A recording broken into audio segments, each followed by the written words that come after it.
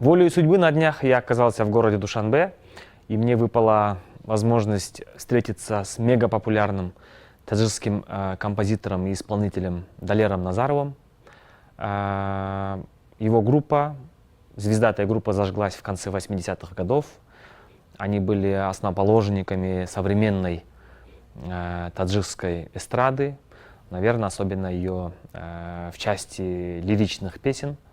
Где бы я ни был в Душанбе, в каждом ресторане, где я был, если была живая музыка, то обязательно исполняли песни Далера Назарова, несмотря на то, что Далер сегодня не дает интервью, не поет на традиционных ныне площадках в виде свадеб, не участвует в сборных концертах, он довольно закрытый человек.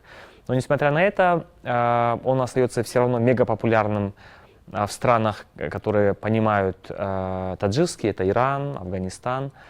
И, конечно, все культурное пространство СНГ помнит его хиты. И у нас состоялся небольшой разговор, мы его записали и хотим поделиться с вами этим небольшим интервью.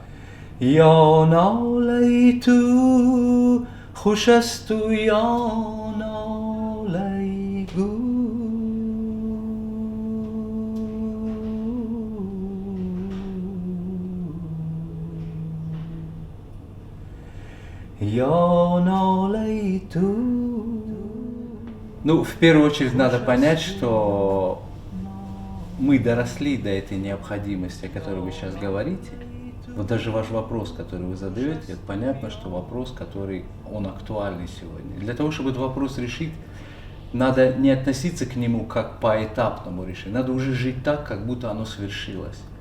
Почему? Потому что быть ограниченным в своем пространстве, каким бы оно огромным ни было, да, пускай это будет даже полземного шара, всегда будет тесно, если ты знаешь, что есть еще какой-то народ, который рядом живет. И по сути дела же границ никаких нет у народов между. Хоть киргизы, хоть это узбеки, хоть это казахи. Это условные границы нашего уровня менталитета, которым мы ограничили возможность взаимодействия через различия, которые образовались вследствие каких-то этнических моментов, которые на самом деле являются красками огромной большой палитры, через которую мы можем познавать мир, потому что все намного сейчас стало проще, легче, и просто понимать, что есть дело там, не просто бизнес или еще чего-то, а просто приехать, например, в Бишкек. Я, например, Бишкек для себя помню, как это какой-то очень светлый, уютный и тихий городок. Для меня вот этот город всегда обладал какой-то глубокой духовностью.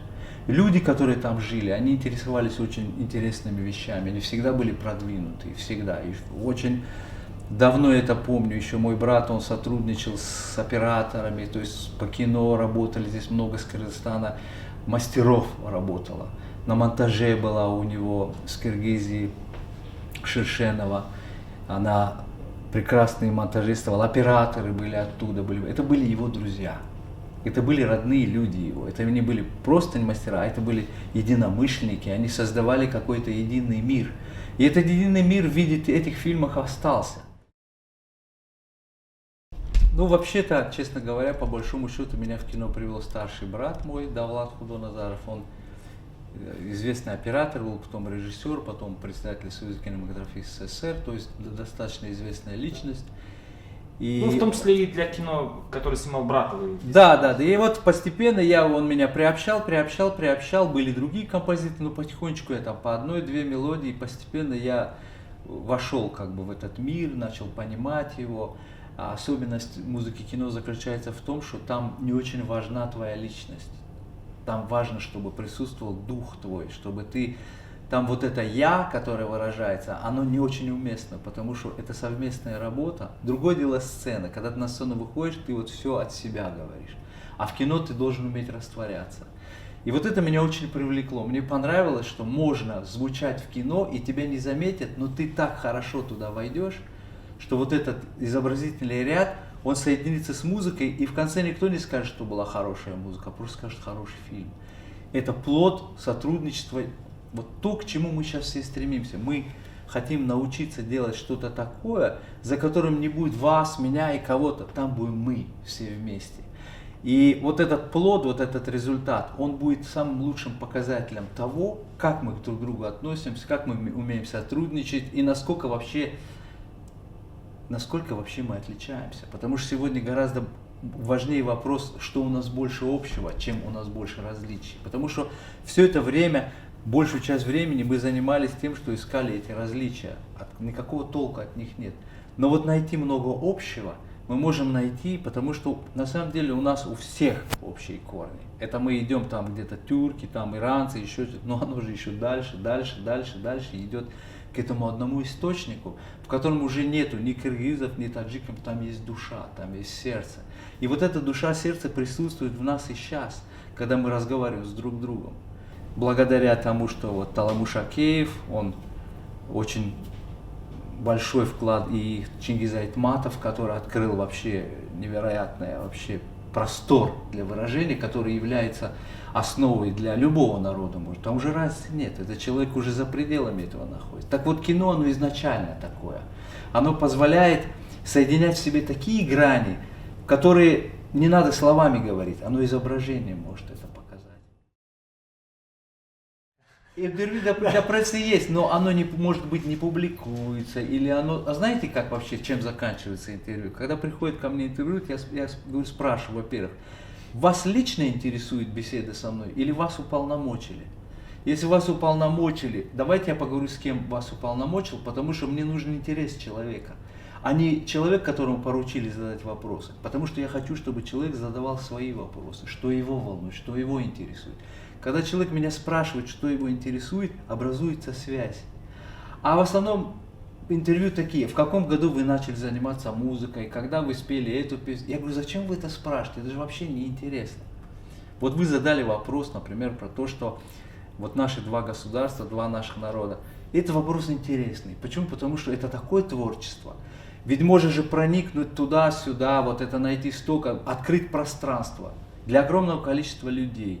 Отсюда вот эта культура двинется туда, и она, например, подарит вот свои краски, свою музыку, все той земле. Оттуда приедут люди и дадут. Это такая перспектива красивая. А в каком году я какую музыку написал? И когда люди начинают задавать вопросы, я говорю, я не помню. Вот честно говорю, не помню. Ни дат не помню, ни когда это было, ничего это было. Я только помню вот эти глубокие впечатления.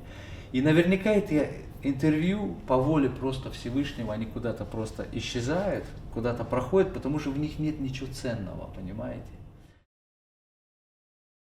Для меня эта история выражается в том, что я сидел в Таджикистане, я никуда отсюда не собирался ехать вообще. Ну, куда-то поехал, приехал. Но так было как бы устроено, написано в моей жизни, что случилось так, что мне пришлось покинуть засиженное место и как бы вот по воле случая оказаться далеко. Но вдруг я понял, что это для того, чтобы я не ограничивал свою жизнь, свой дом пределами своей страны.